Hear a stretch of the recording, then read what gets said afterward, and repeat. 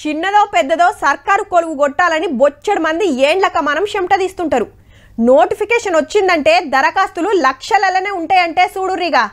అంతమందిని దాటేసుకుంటా కొలువు కొట్టాలంటే ఫోన్లు పక్కకు పెట్టి ఇంటోళ్లకు దూరం ఉండి తెల్లం దాకా పొద్దుం దాకా చెమట తీయాలి.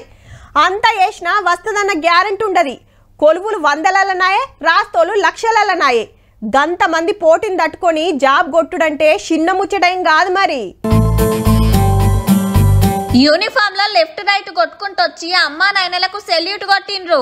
టోపీ తీసి నెత్తిలో పెట్టి దీవెనార్తి తీసుకుంటుంటే కన్నోళ్ళ కళ్ళల్లో నీళ్లు గిర్రున తిరిగినాయి. టీజీఎస్పీఎఫ్ కానిస్టేబుల్ వీళ్ళంతా కష్టం చూస్తే దుఃఖం వచ్చింది. కష్టపడ్డందుకు దేవుడు సాయం చేసిండు. అందరి ఫెయిల్ అయింది అటెంప్ట్ చేసి, చాలా బాధపడిండు. ఇప్పుడు వచ్చింది, హ్యాపీ, చాలా హ్యాపీ. గీ అమ్మ చూడండి, కొడుక్కు పాయిరంగా ముద్దలు కలిపి తినబెడుతుంది.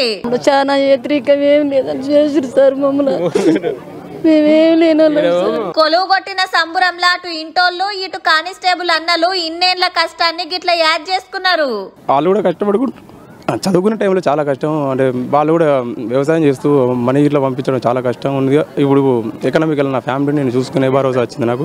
అమీన్పూర్ లో ట్రైనింగ్ అయిన 265 మంది టీజీఎస్పీఎఫ్ కానిస్టేబుల్ పాసింగ్ అవుట్ పరేడ్ నడిస్తే మంత్రి శ్రీధర్ బాబు సార్ వచ్చి గౌరవ వందనం స్వీకరించి టాలెంట్ చూపించిన వాళ్లకు మెడల్స్ ఇచ్చిండు.